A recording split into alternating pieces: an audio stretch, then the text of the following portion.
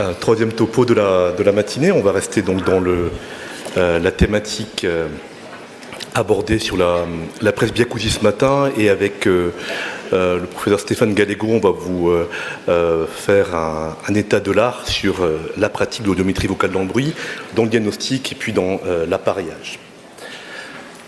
Alors, donc nous avons l'an dernier, SFA et SFORL publié les recommandations pour la pratique de l'AVB en France, et nous avons également édité un livret sur ces recommandations qui est, comme je le disais tout à l'heure pour la presbyacousie, sont également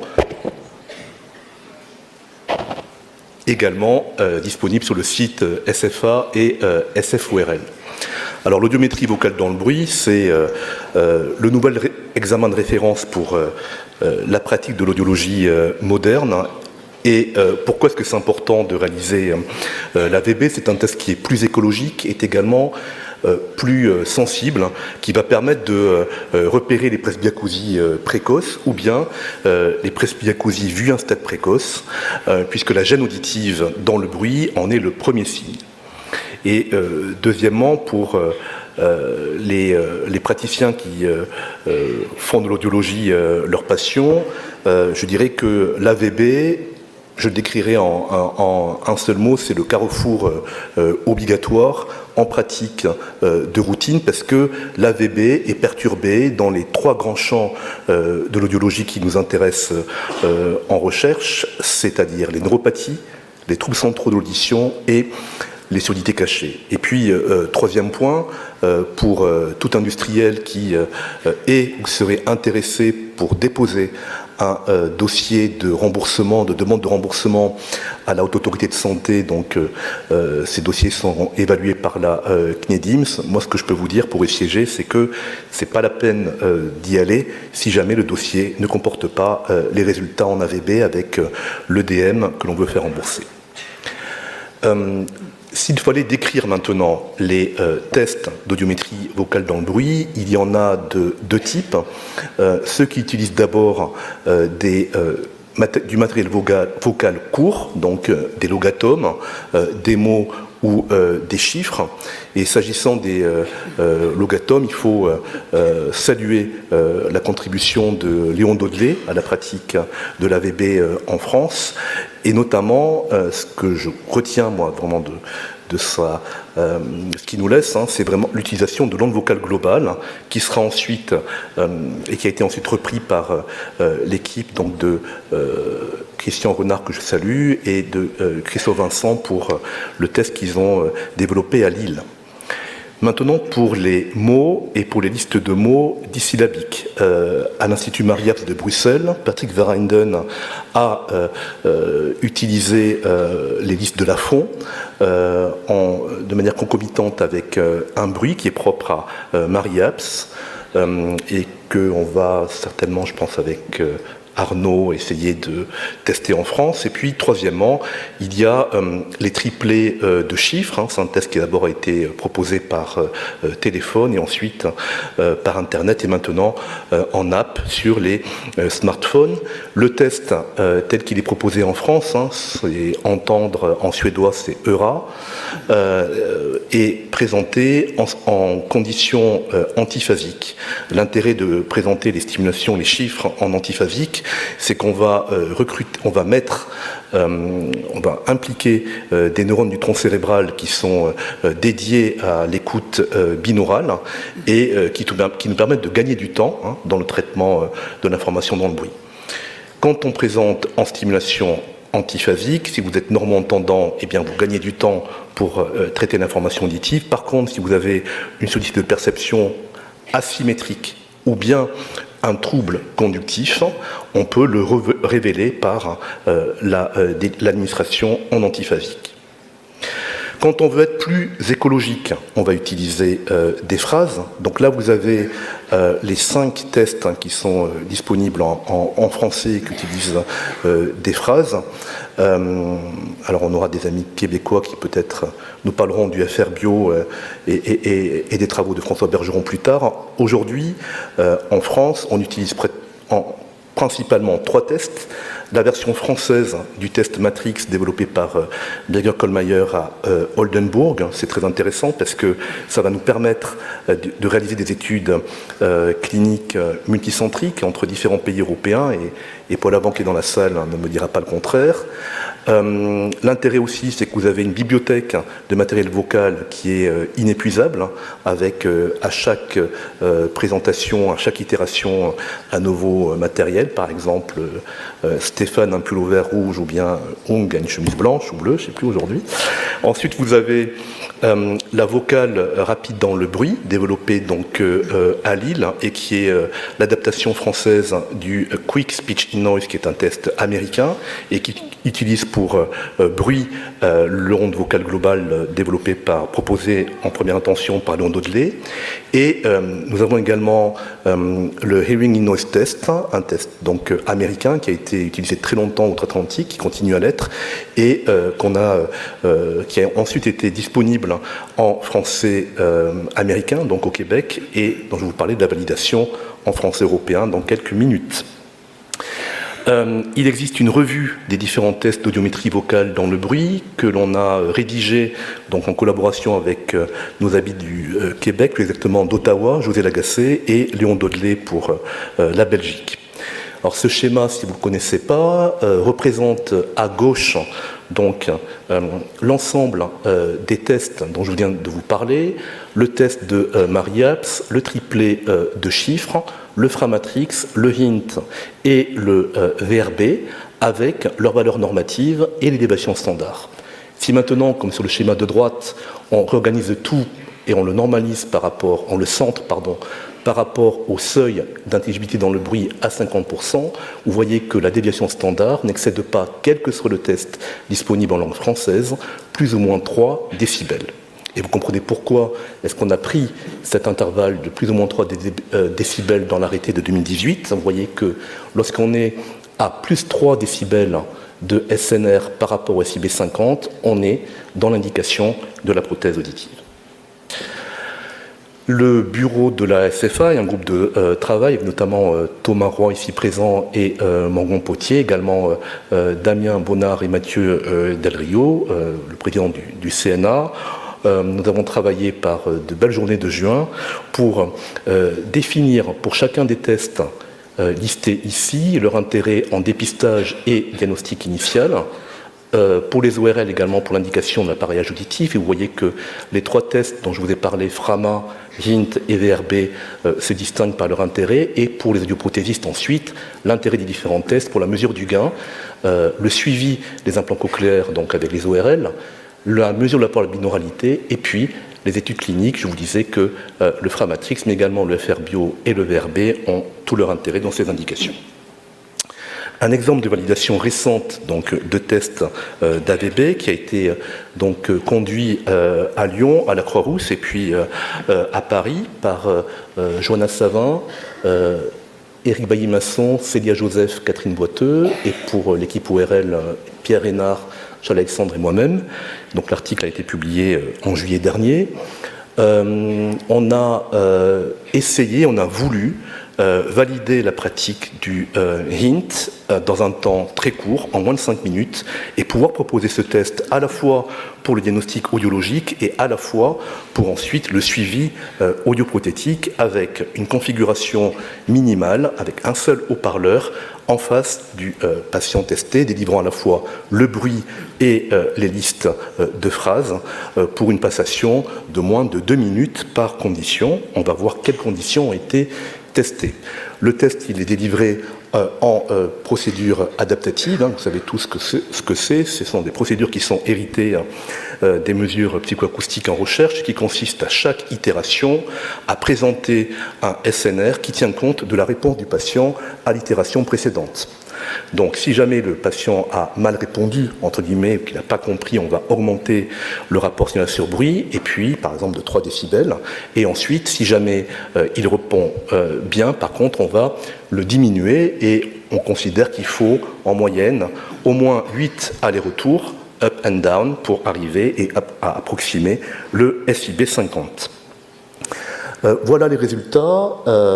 J'ai oublié de vous dire que nous avons testé 83 patients lors du test et que 52 ont pu se représenter pour un retest à moins de 8 jours après le test.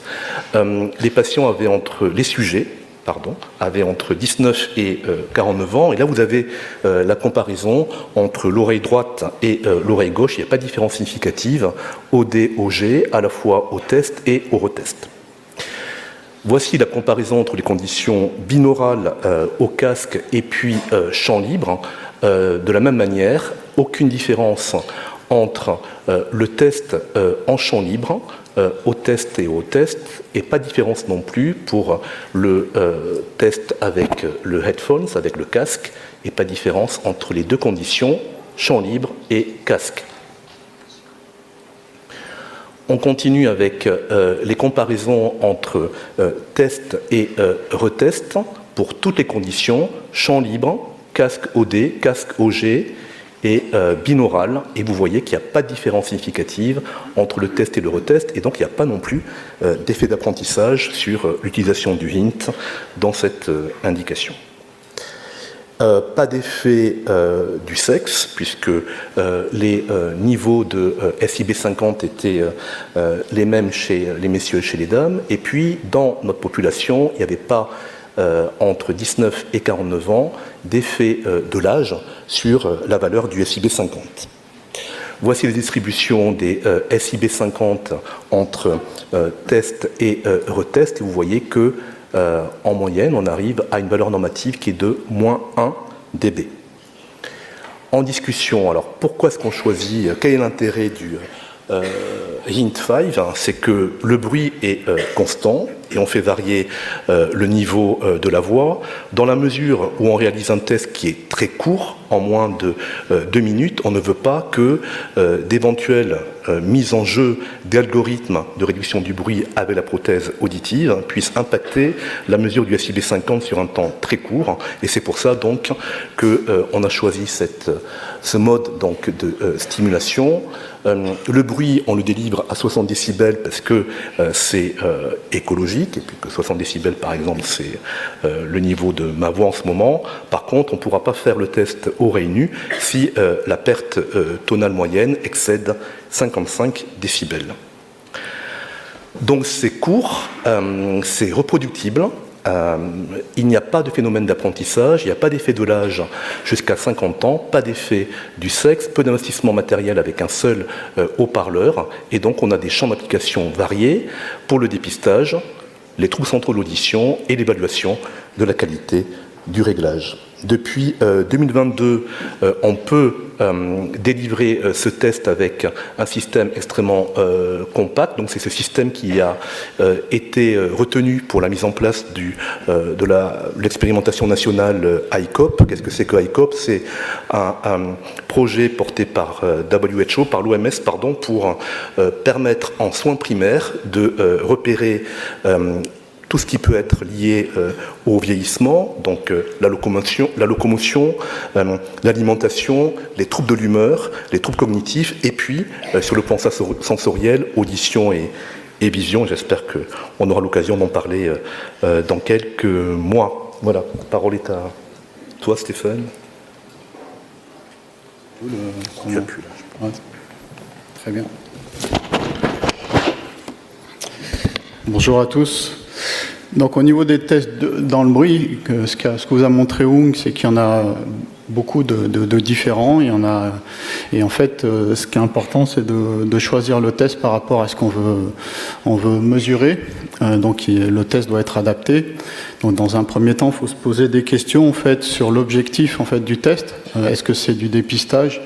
Est-ce que ça va être une mesure d'efficacité prothétique, une mesure au fur et à mesure du temps, de différents réglages, de différentes aides auditives?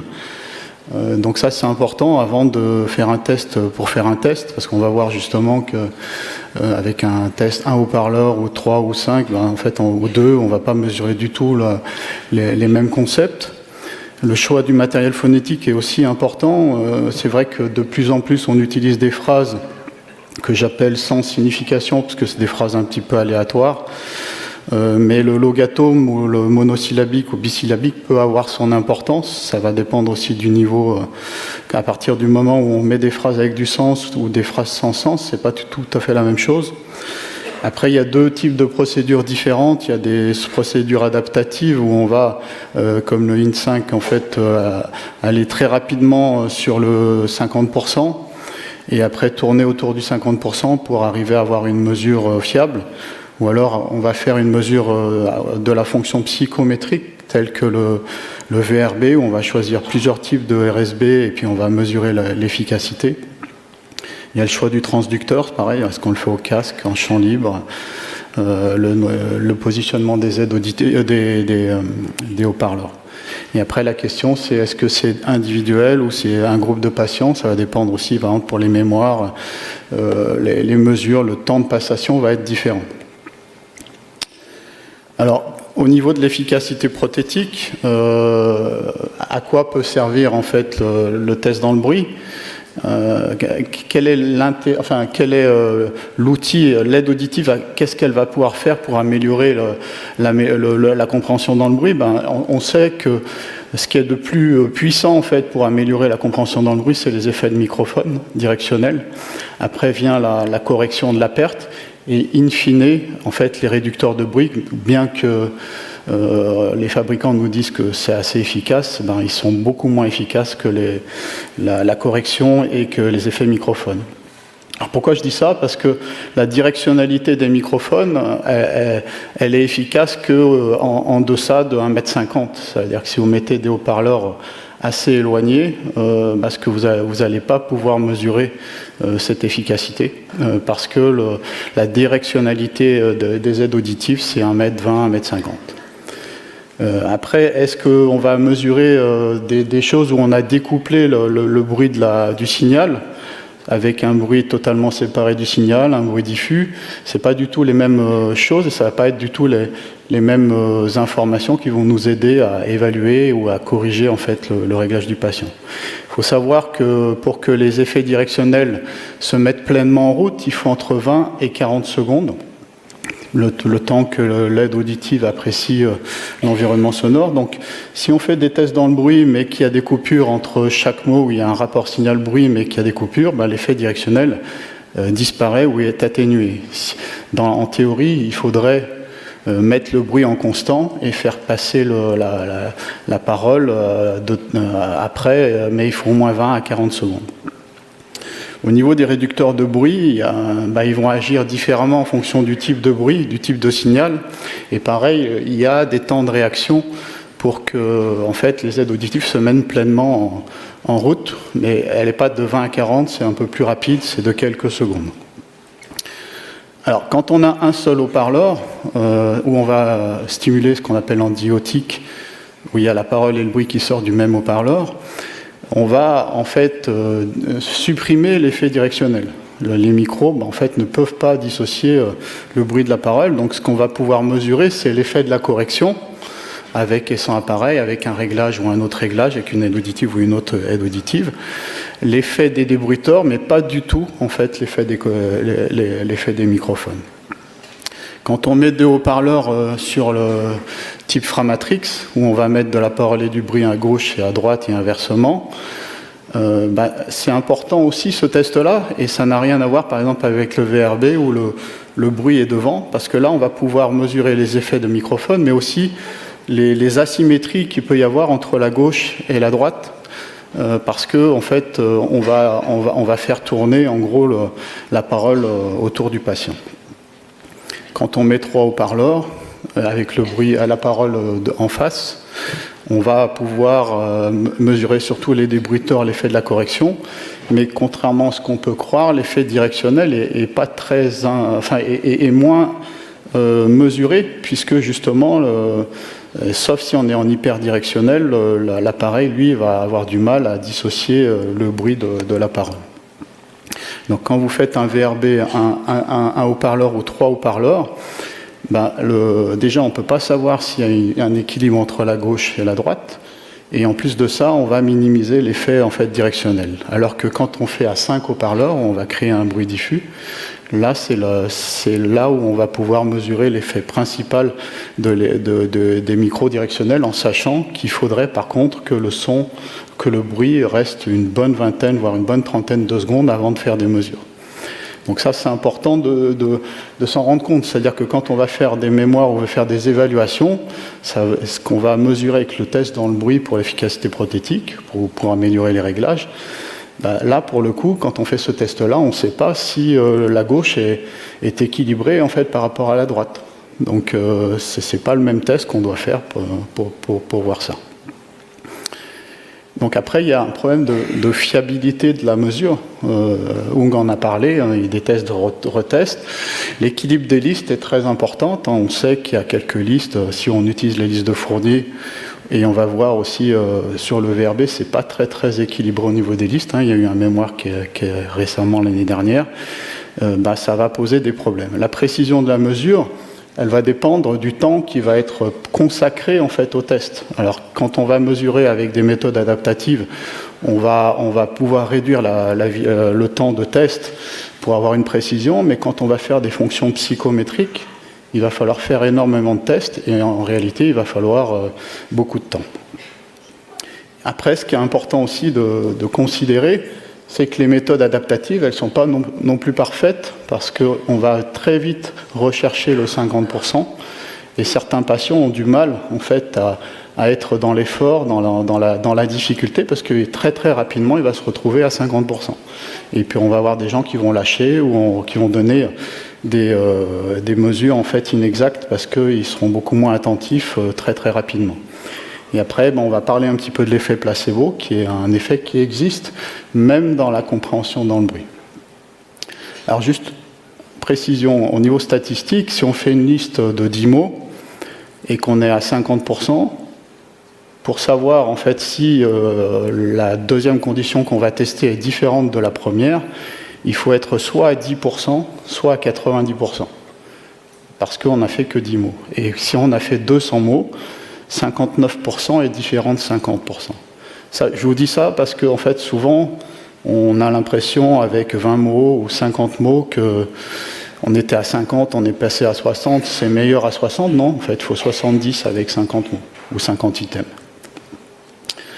Donc la méthode adaptative, on en a parlé, hein, c'est des méthodes très rapides à partir du moment où la personne elle est apte et conditionnée au test et attentive.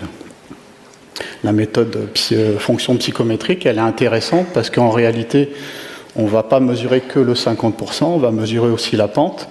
Le problème, c'est que si le nombre d'items n'est pas suffisant, on a une imprécision qui est importante.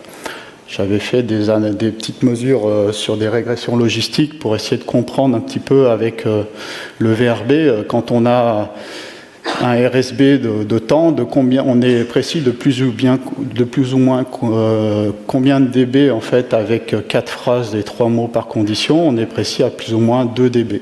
Si on fait en fait que 2 phrases au lieu de 4, on est précis à plus ou moins 3.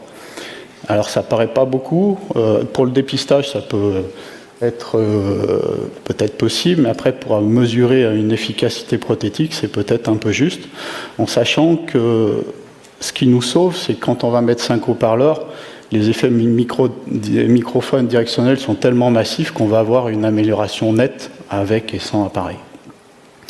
Néanmoins, une imprécision de plus ou moins 2 dB pour un RSB, c'est quand même une différence de l'ordre de 80% sur un RSB. Enfin, donc il faut le savoir. Et là, il y a eu un super mémoire qui a été encadré par Christian Renard, qui a essayé de faire 2 listes aléatoires sur le VRB et comparer des tests-retests de ces 2 listes de manière aléatoire. Et on s'aperçoit un rapport signal-bruit fixe, et on s'aperçoit qu'il y a des grosses variabilités individuelles. Chaque numéro, c'est un patient. On s'aperçoit par exemple que le patient 20, entre la liste A et la liste B, il est passé en fait de 15% à 85%. Alors pourquoi ? Parce que peut-être que ces listes ne sont pas très équilibrées et aussi peut-être que le nombre d'items en fait utilisés n'est pas suffisant. ce qui est important de comprendre, même si on dit qu'il n'y a pas d'effet d'apprentissage sur la mesure d'intelligibilité, il y a eu pas mal de papiers, dont même des anciens, qui ont montré en fait que si on fait un test-retest 1 heure après, puis 10 jours après, la deuxième fois, elle n'est pas souvent différente de la troisième fois, mais la première fois et la deuxième fois sont assez différentes. Donc quand on fait un test dans le bruit, il est nécessaire de faire un apprentissage au préalable avant de faire des mesures, parce qu'autrement, la première mesure elle sera toujours moins bonne que la deuxième. Un dernier point, ça n'a pas été très éventé, hein, c'était des articles qui essayaient d'évaluer l'effet placebo sur l'appareillage, où on leur avait mis en fait soi-disant un nouvel appareil, on avait juste changé la coque. Et on a fait croire aux patients, subjectivement, il y avait une forte amélioration, mais ce n'était pas que subjectif, hein, avec des tests dans le bruit, avec un RSB de plus 2 dB, avec le nouvel appareil qui était le même, mais on avait changé la couleur de la coque, le patient avait amélioré de 4% en fait, son intelligibilité dans le bruit. Pourquoi ? Parce que la procédure du test, en fait, elle va dépendre aussi de la motivation en fait, de la personne. Je vous remercie de votre attention.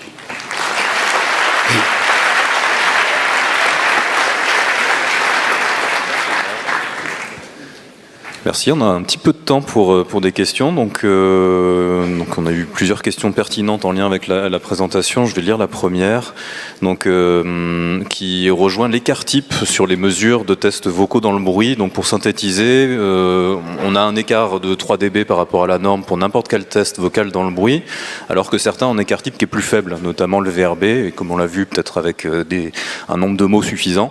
Et la question qui est posée, ne risque-t-on pas de passer à côté de presbyacousie légère avec le VRB si on prend 3 dB comme norme alors que l'écart type peut être plus petit? Oui. Non, mais quand on écrit un texte et qu'on veut changer les pratiques, on doit tenir compte de l'existant et des tests disponibles. Donc on va se mettre, je dirais, dans la condition la plus libérale pour qu'on puisse inclure tous les tests disponibles. Alors, ça dépend qu'est-ce qu'on prend comme approche, parce qu'effectivement, il serait plus libéral de considérer, par exemple, dans le Hint5 que j'ai présenté, on n'est pas à 3 en déviation standard. D'accord ? Mais je pense que en pratique courante, si vous utilisez un test, c'est entre nous, hein, parce qu'on n'est que 1200 aujourd'hui présents, mais si vous utilisez un test donné, évidemment, il faut regarder les valeurs normatives pour le test dans votre pratique audiologique. Donc si vous vous écartez du DS pour le test considéré, le patient est éligible. Or, quand je prescris un appareillage auditif sur la base de l'AVB, je ne précise pas le SIB 50. C'est très confidentiel, nous ne sommes que 1200 aujourd'hui. Voilà, partager cette information. En plus, quand tu prescris, il a d'autres symptômes, le patient. C'est pas que sur le VRB. Donc, il a déjà des difficultés. Oui. Donc, pour moi, c'est pas un problème dans ce sens-là, en fait. Non, parce que la seule chose, par exemple, que la sécurité sociale va nous demander, c'est un peu cocasse. Moi, je reçois dans mon service, qu'un service académique au CHU, des demandes du médecin conseil qui me demande si j'ai fait le test dans une cabine. Voilà, c'est le contrôle que j'ai aujourd'hui. Très bien, merci beaucoup pour cette réponse claire. Peut-être une deuxième question, après on va pouvoir passer à la pause. Donc, pour la passation du Hint, est-ce que les voix ont été enregistrées en voix d'homme, de femme ou les deux? Madame Boiteux? C'est une voix d'homme, oui. Bon. C'est une voix d'homme, là. Voix d'homme uniquement? Oui. Je me le suis fait moi-même il y a quelques années, donc oui, c'est ça.